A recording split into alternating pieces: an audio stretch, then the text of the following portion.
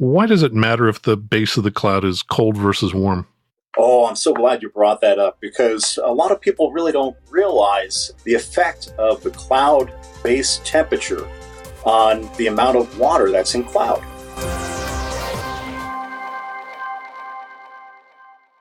Hello again, and welcome to Aviation News Talk, a weekly show with relevant news and flying tips for pilots and student pilots to help keep you safe. I'm Max Truscott. You just heard Fred Reimer talking about icing. Now, I contacted Fred earlier this year about doing this show, but then last weekend I learned that a client of mine died in what looks very much like an icing accident at 14,000 feet over Utah. It's the first time I've lost a client to an airplane accident, so you can imagine it's hit me pretty hard. And I canceled my flights for the next few days as it just doesn't make sense to fly when you're distracted. There is nothing I can do to bring Chris back, and I will talk about the specifics of his accident in a future show, but I thought I'd start the conversation about icing with you now by talking with an icing expert. And of course, longtime listeners know this is the part of the show where I talk about last week's show and ways you can support the show, but I'm just going to save that till the end of the show. So here's our conversation with Fred Reimer. Now let me tell you a little bit about Fred Reimer. Fred's a meteorologist and a pilot. He was formerly the chief meteorologist for Weather Modification, Inc., and he was a TV weatherman for Channel 4 in Fargo, North Dakota.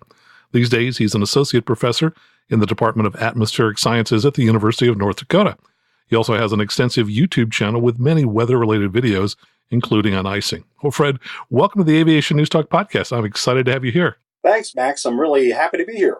So this is great. I've been looking for an expert to bring on the show to talk about icing, but I've got to tell you, there was something that really made me interested in talking with you, and that is I saw a video on Twitter of you on a kick sled on the city streets while it was snowing, dressed in a tie. So tell us, what is a kick sled and what the heck were you doing? Oh, gosh. Well, actually, that was in between my two lectures. I have a 2-hour class called Aviation Meteorology that I teach at the University of North Dakota. And can you imagine 2 hours of a lecture? It gets kind of challenging to keep the students entertained. So to get the students involved, to get them, to wake them up a little bit, I take them out into the -5, -10 degree weather. And actually, that happened right outside of class, outside our building. And I gave rides on the kick sled. And what the kick sled is, actually in Norwegian, it's called a spark. And spark in Norwegian means kick. And basically, you can think of it as a beach chair on skis. And it has handles on the back so that you can push whoever's sitting down. So I was giving rides to my students on the kick sled. Well, that's great. I bet your students appreciate a professor that has lots of fun with them between classes. It certainly looked cool on the video. Well, let's talk about icing. You know, when I tend to think about icing, I always think first about structural icing. But in one of your videos, you mentioned that fully half of all icing accidents occur from carburetor ice. Tell us a little bit about carburetor ice. Data that you're quoting comes from an FAA study that they did back, it was, I think, 2003. And to tell you the truth, I wish they would update that study. But the study said that under Part 91, approximately half of all icing accidents occur as a result of carburetor ice.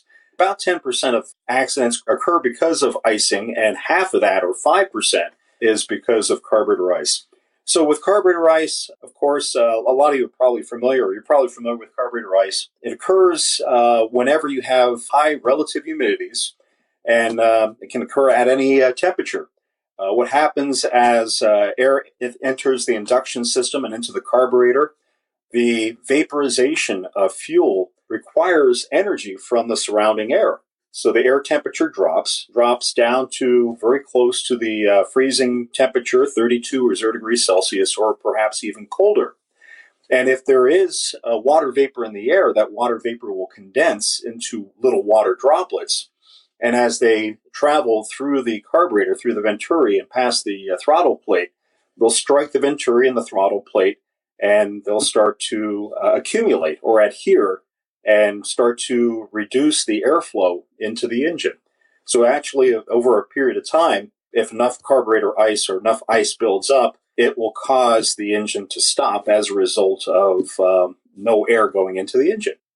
And of course, that's when pilots, when they hear the rough engine, are going to turn on the carburetor heat, which is going to make it even rougher temporarily to try and melt that ice. That's right, yeah.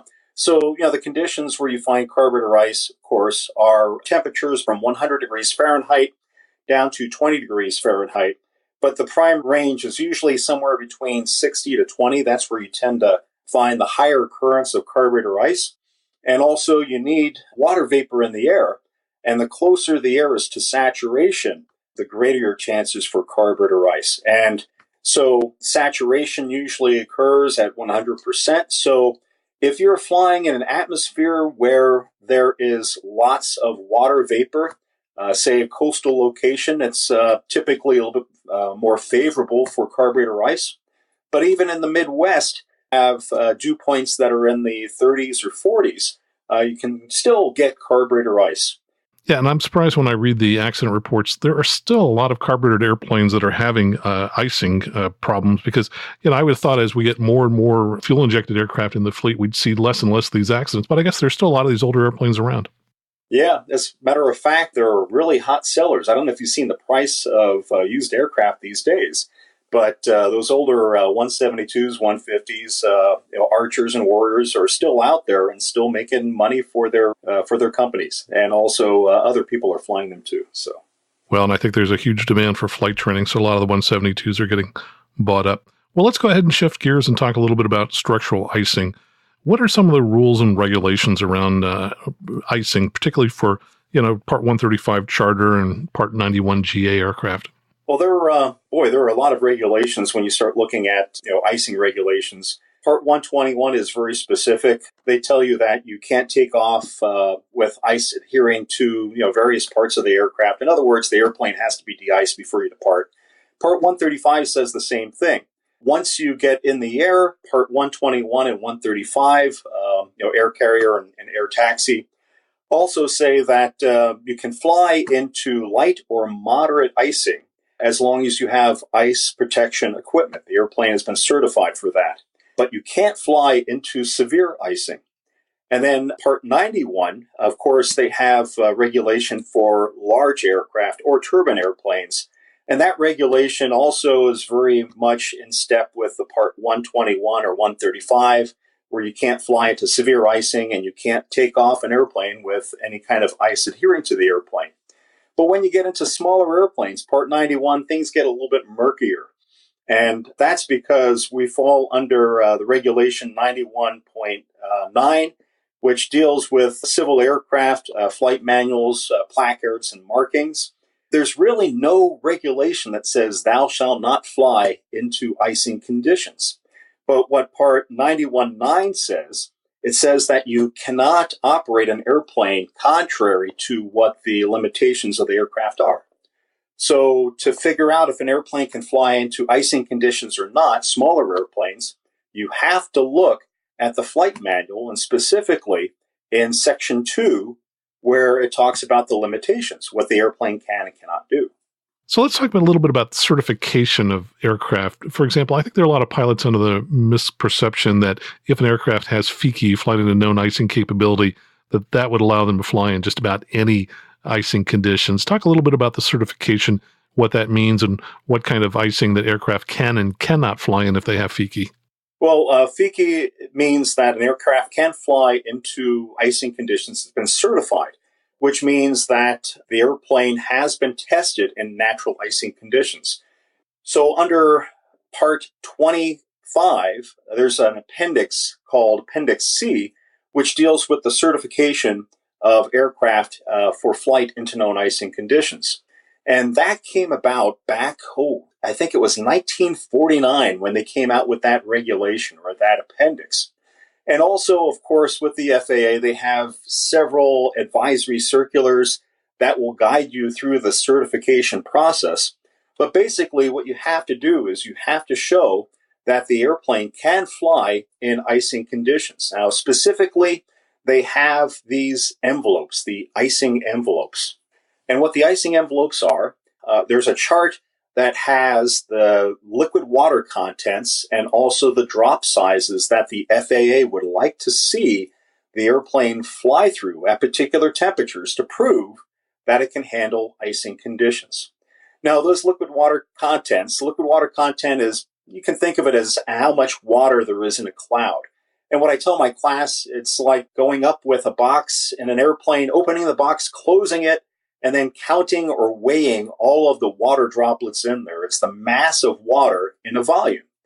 And some clouds are more juicy or more succulent than other clouds. You could probably figure out that cumulus clouds are a lot juicier than stratus clouds. And that's not always the case, but generally that's a good rule of thumb to go with. And we'll talk about that maybe later. We'll discuss why that is. So there's certain drop sizes that the airplane has to show it can handle. And the biggest drop that it has to handle or can fly through in icing conditions is 50 microns, which if you have a mechanical pencil, most mechanical pencils are either 0.7 or 0.5, and it would be 1/10 of your lead size. That's small, those droplets. So in clouds, generally the droplets are very small, typically about 10 microns.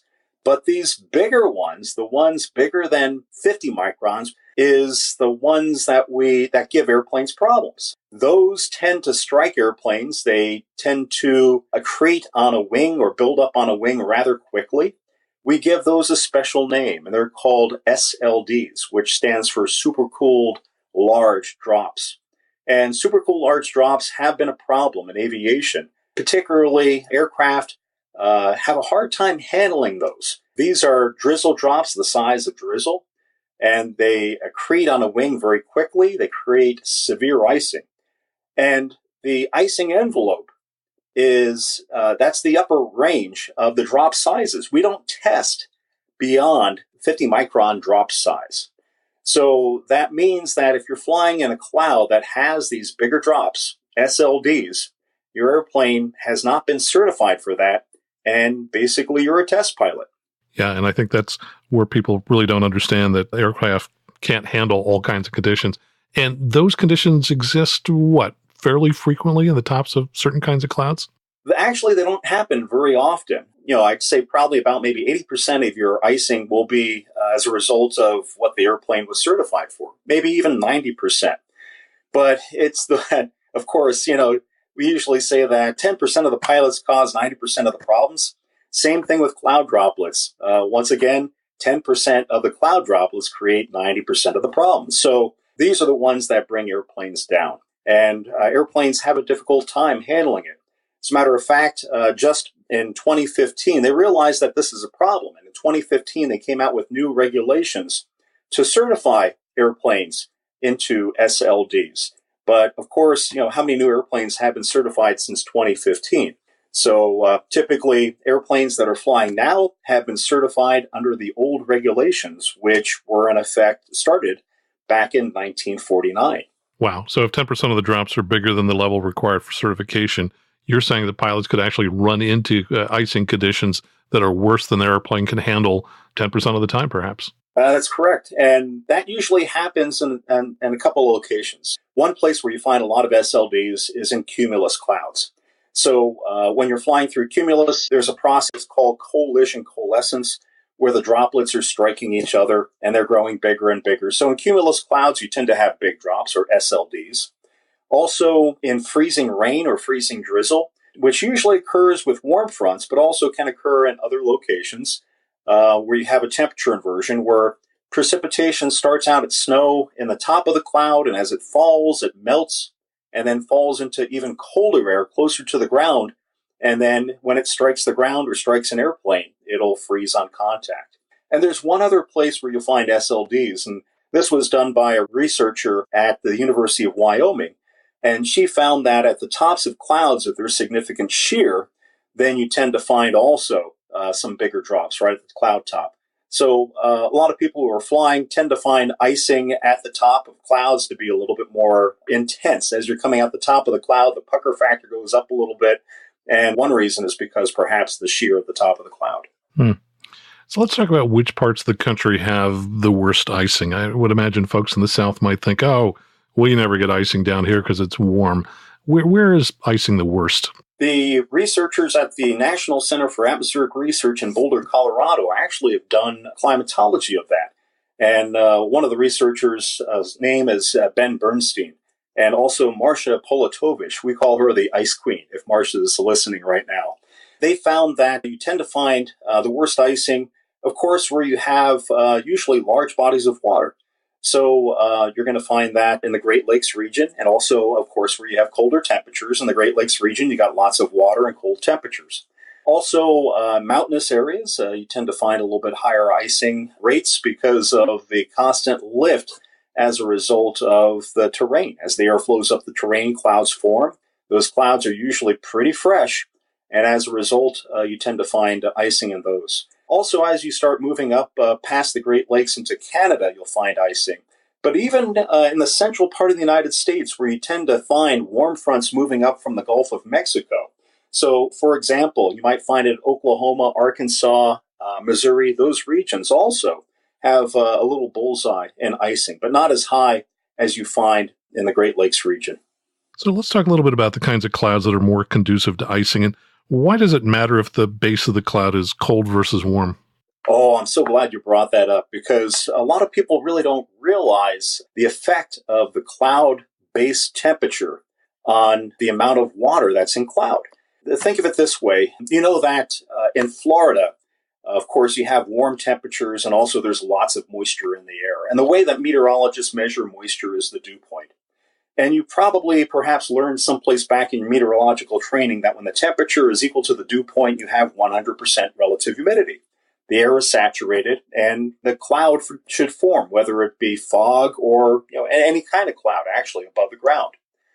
So the cloud-based temperature determines how much water is in cloud, how much moisture. It's a measure of the dew point. Right at cloud-based, temperature is equal to the dew point. So if you have a much warmer cloud base, you also have a much higher dew point. And the higher dew point tells you that there's much more water available to be condensed out into the cloud. So one thing that you'll find is that during the summertime, when you have warm cloud bases, you tend to have much more water available in cloud, what meteorologists call liquid water content.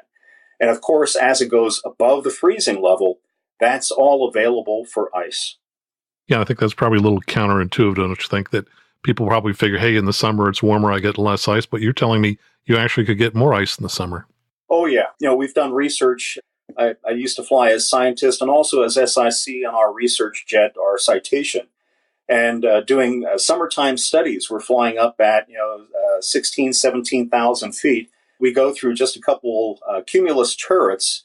Cumulus clouds, of course, have much higher liquid water contents because they have a really warm cloud base. And we come out the other side with half an inch of ice on the airplane in just a 30-second penetration. So in cumulus clouds, because you have lots of liquid water and very large drops, super cool large drops, you tend to get severe icing. What about some of the other cloud types and icing? Well, stratus clouds generally tend to have less liquid water content, but it depends on where the stratus clouds are forming, where they're coming from. Generally, the rule of thumb is the colder the temperature, the less liquid water is available. So usually during the summertime, of course, you'll have much warmer cloud bases. And once you get above the freezing level, you will have some icing in those stratus, perhaps. But also it depends upon temperature inversions. We talked about the melting layer and how that produces SLDs, super cool large drops. But generally, stratus clouds, colder temperatures, especially during the wintertime, you tend to see more of a rime type. And another reason also is because, usually in stratus clouds, you tend to have smaller drop sizes. And the reason for that is because the coalition coalescence process, the process where water droplets are bouncing into each other, is not as active in stratus clouds as they are in cumulus clouds. So you mentioned rime icing. Obviously, people are taught to understand different kinds of ice, clear ice, rime ice, mixed ice, and so on. Why would a pilot care about what kind of ice he's picking up? The different types of ice will affect the airfoil differently. I know that with rime ice, usually it's composed of smaller droplets and also occurs at colder temperatures. So as soon as the droplets strike the airplane, they freeze on contact. And that fast freezing results in little spaces between the ice. In other words, you can think of it as just almost like Velcro balls that are sticking to each other. And there's gaps in between that. So it's easier to break off the ice, easier to break the bonds between those little droplets when you hit the de-icing boots. As far as clear ice, it freezes more slowly. As a result, there's less gaps in between it. Also, it gives the dissolved air in the water time to escape. So that's why you see clear ice. That's why it's clear, is because there's no bubbles in the ice. Mixed happens in between, where you have temperatures where it's not freezing really fast, but not really slow. So as a result, you get kind of an in-between ice, and we call that mixed ice. And mixed ice is a little bit harder to get rid of than rime ice. Another thing I'd like to mention also is that if you're in icing conditions for a period of time, you'll start to see really strange appendages on the airplane. Max, have you ever seen that? I've seen some pictures of horns and things like that sticking out in front of aircraft. Yeah, some people call that lobster ice. We call it claw ice also. But usually it forms on stagnation points on the airplane. Of course, the wing, the leading edge of the wing is one place. Another place, when I used to fly Part 135 in Wyoming, I remember I used to fly Seneca, and I saw the weirdest structures develop on the spinner of the prop. And it looked like there was a mirror out at the front of the spinner because it was basically a reflection of what the spinner looked like. It just kind of grew out. And I think it was the centrifugal force, as it grew larger and larger, kind of spun off the water droplets to the outside. So it looked like a reverse spinner on my spinner. That's wild. So tell us why, when pilots are picking up clear ice, they're more inclined to get run back past the boots, and why is that a problem? Yeah, well, with clear ice tends to freeze more slowly. Also, usually in a cloud that has clear ice at warmer temperatures, you also usually have higher liquid water contents. And as water freezes, believe it or not, it releases heat. It releases latent heat.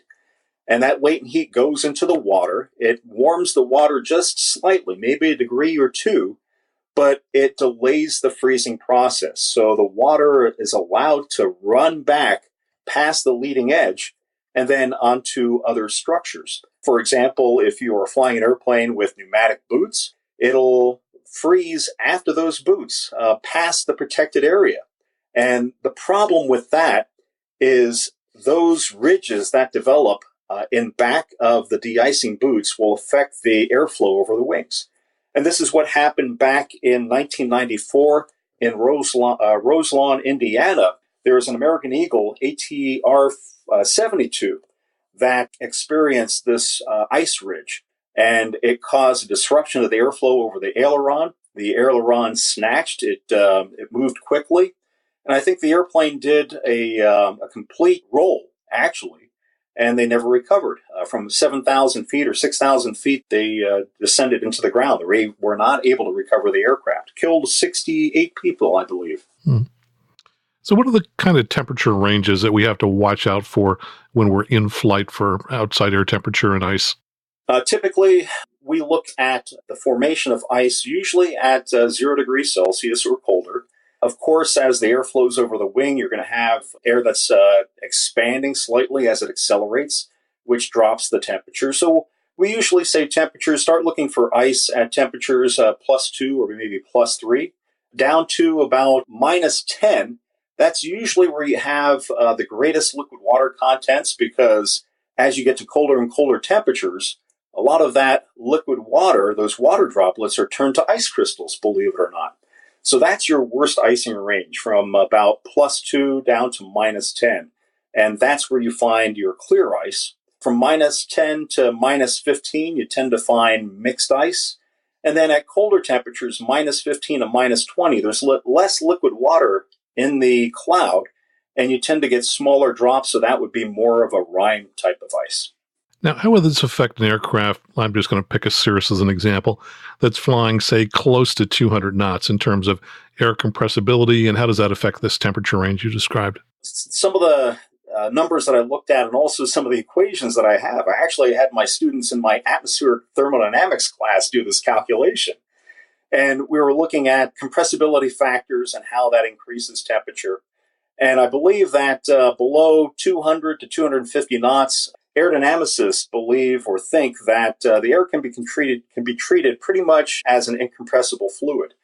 And that means that the temperature rise won't be that great at those airspeeds. So, for example, a Cirrus, you might see a bump in temperature of maybe a degree or even less at the leading edge of the wing.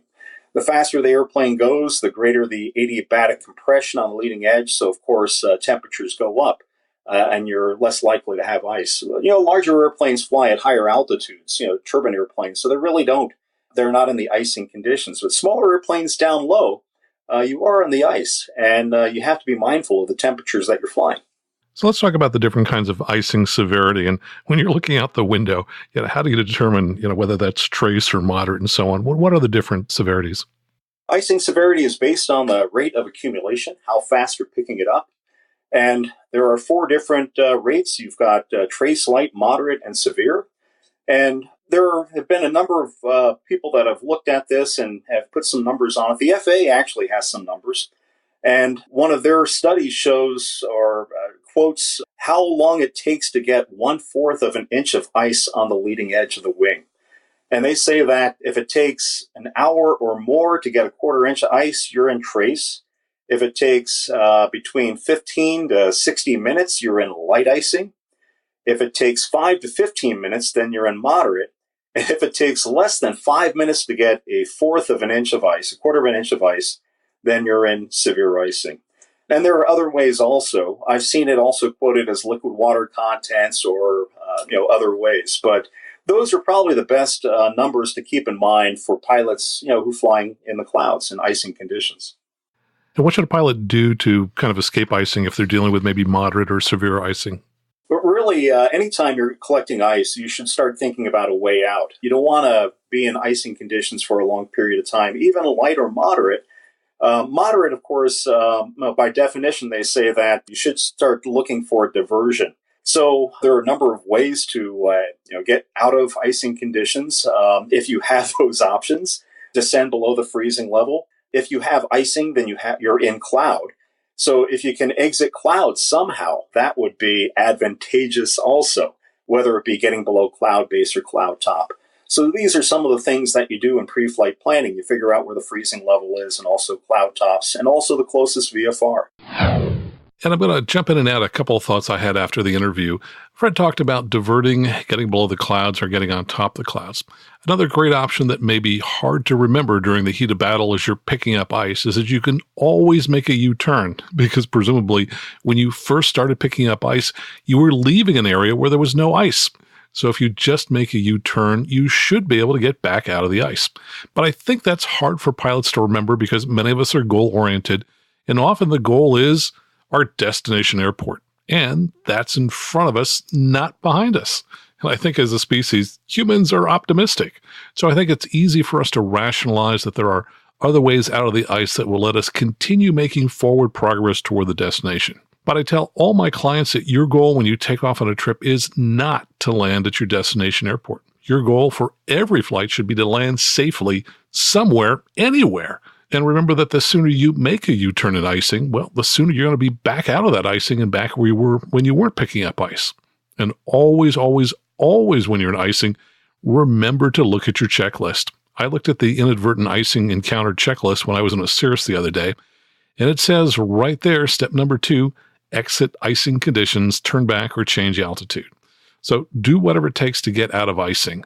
When it comes to icing and so many other things in flying, hope is not a strategy.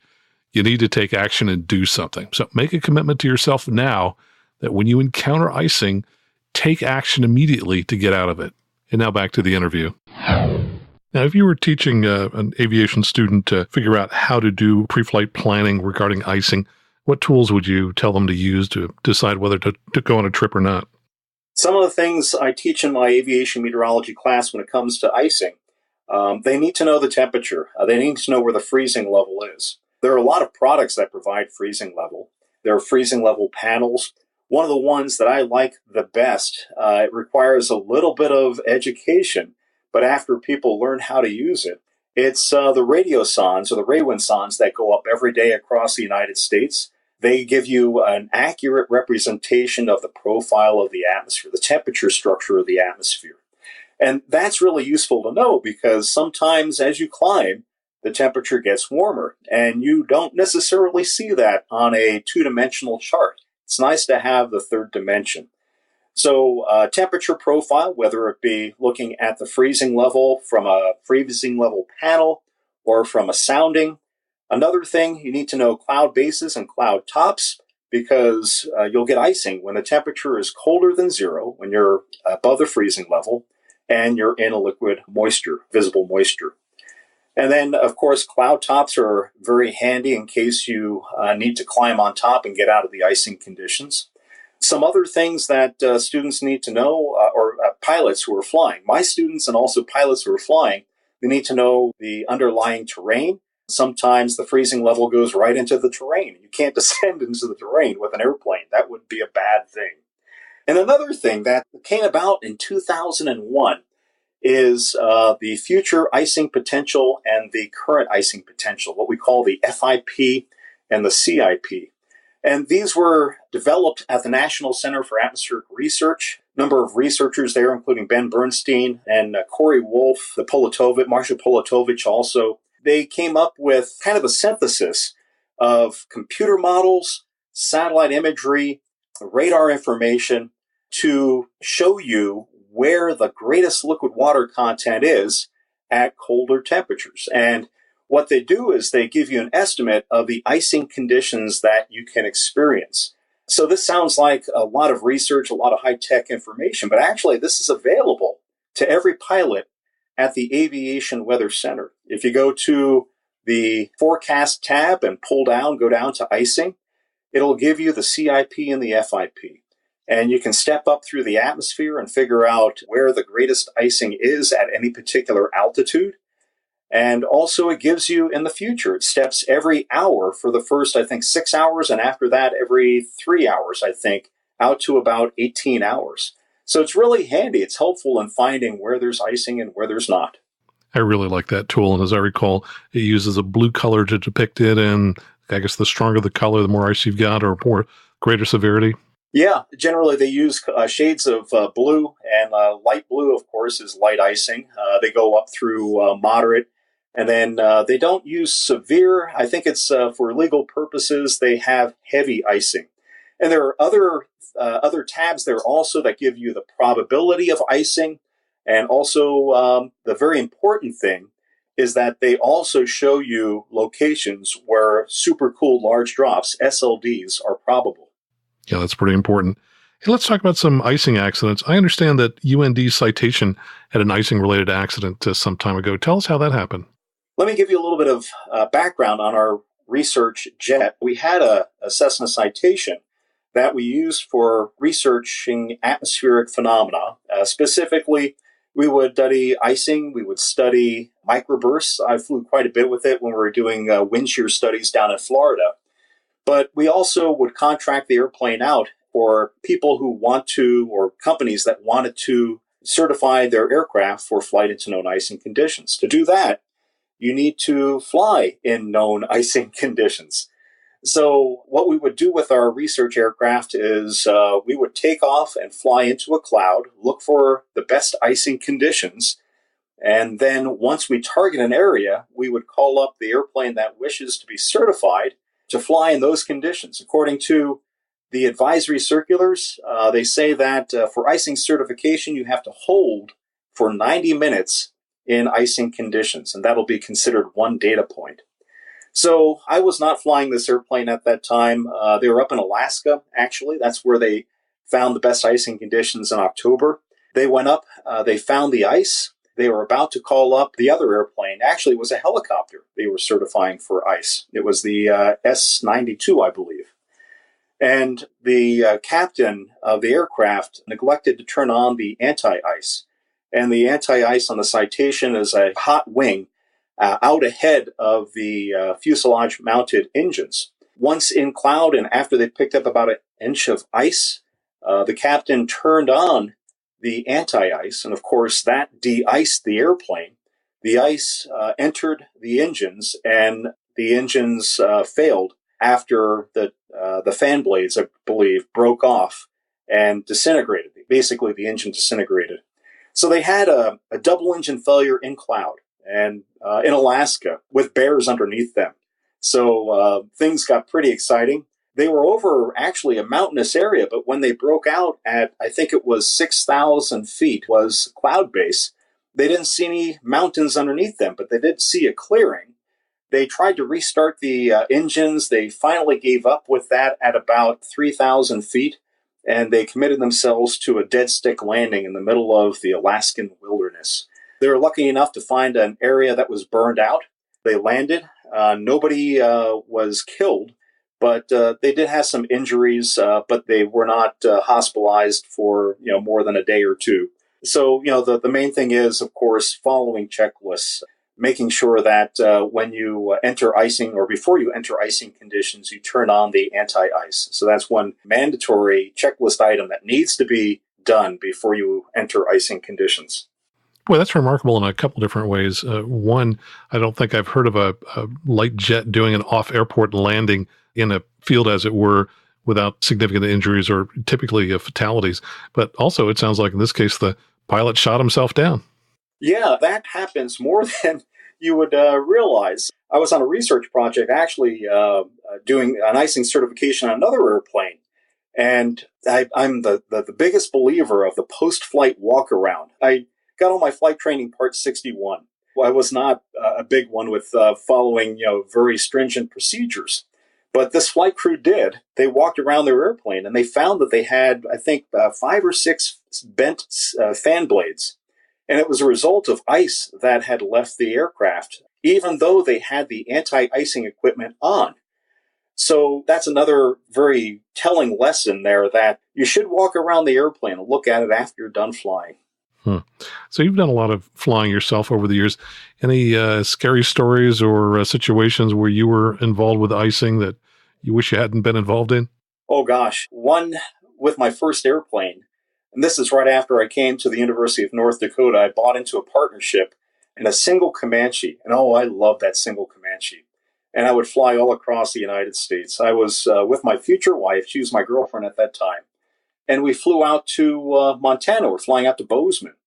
And back then, we didn't have a lot of weather information. I mean, you'd get your weather briefing from flight service. I feel kind of spoiled now flying around with FSBE, with data in the cockpit. But at that time, things weren't as precise. And I was flying instruments. I got up to the MEA. I was flying right at the MEA, flying between Billings and Bozeman, Montana, in the clouds, and found out that the freezing level was not correctly forecast. It was much lower, which means that I was picking up ice. This was in May. And of course, in May, you tend to get cumulus clouds over the mountains. So that means a lot of liquid water. I was picking up ice pretty fast to the point where my engine quit. And I couldn't believe it. I was in cloud above the mountains and my engine quits. So, of course, even before I went through the checklist, first instincts, fuel selector, switch the fuel selector. It was a carbureted engine, so I pulled the carb heat, and after about 2 seconds, it started running. And what happened was I was picking up so much ice that I had inlet icing. In other words, my air filter was saturated on the chin or the cowling of the airplane, and it was restricting airflow into the engine. So basically, I used carburetor heat as an alternate air source, and the engine kept running. But I still was picking up ice, and I was about to call ATC, tell them that, declare an emergency. When I broke out, I was in clear air, and I could see Bozeman right in front of me. And as I descended, chunks of ice started flying off of the airplane. And I tell that story to my students, but, I wonder, gosh, maybe I shouldn't be telling this story because I don't want to tell people that if you're picking up ice, you will survive, because I know people that haven't. Well, I think sometimes as pilots, we just get lucky. I certainly can think back to a time when I was picking up ice, and I was lucky enough that as I reached the MEA, the ice started coming off. Isn't that really part of the story, is that those of us who are around to talk about it sometimes just were lucky in the past? I think so. I think you're right. But also, we need to impress upon our students that luck doesn't always come through. Yeah, exactly right. It does go both ways, unfortunately. So as we start to wrap up here a little bit, Tell us a little bit about the definition of known icing today. I know it's changed a little bit over the years.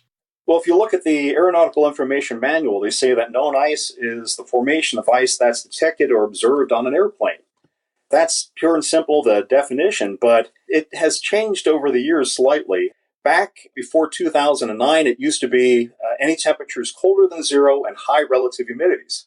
And if that's the case, you would never fly in the winter. So the AOPA asked for a reinterpretation, and in 2009, the FAA came out with the new interpretation where they said that known icing is still ice that's observed or detected on an airplane, but that is not what's legally binding a pilot. What's legally binding a pilot to flight in icing conditions is, number one, of course, having an airplane that's certified for flying into known icing conditions.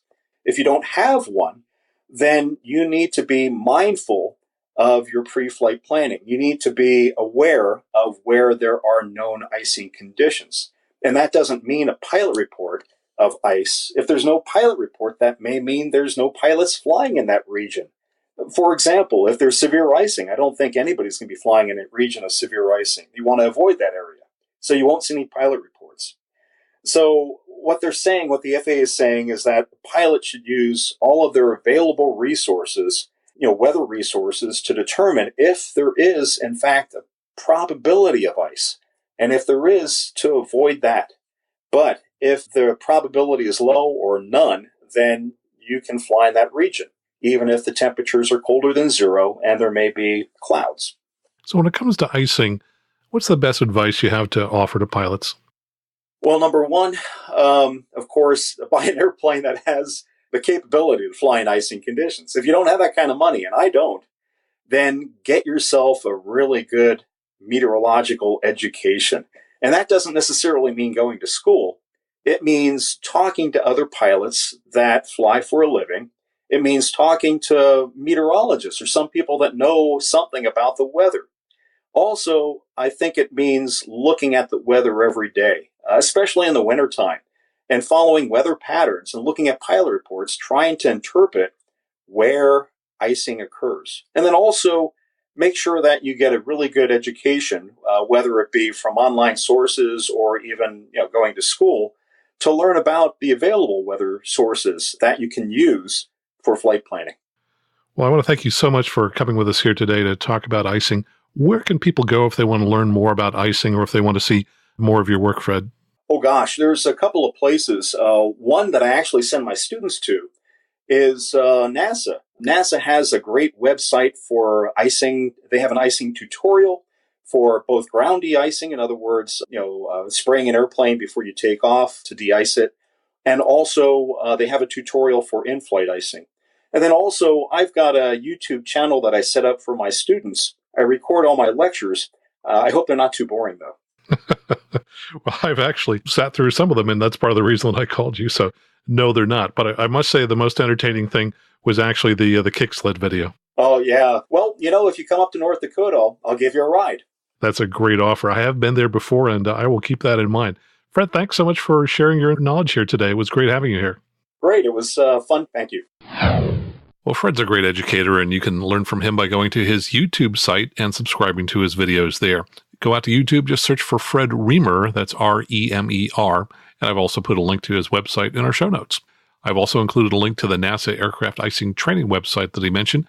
And by the way, to get to show notes, just tap on the artwork of the podcast player you're listening to us on, or go out to the web at aviationnewstalk.com/110 to get to the show notes for this episode.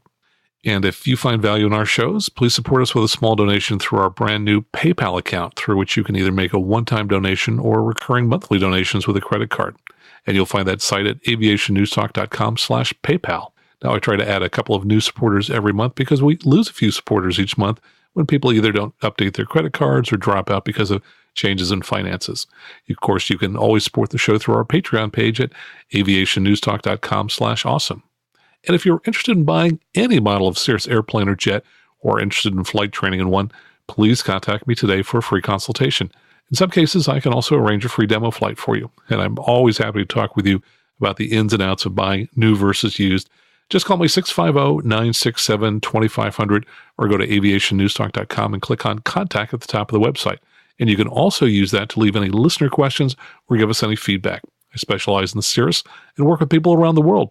And finally, please take a moment to tell your aviation friends how they can get the Aviation News Talk podcast. And if they don't know what a podcast is, just send them out to the Apple App Store or the Google Play Store, where they can download our dedicated Aviation News Talk podcast app for iOS and Android. It's in the App Store. Just search for it like any other app by typing in Aviation News Talk. And of course, both those apps are free. So until next time, stay out of the ice, have fun, and keep the blue side up.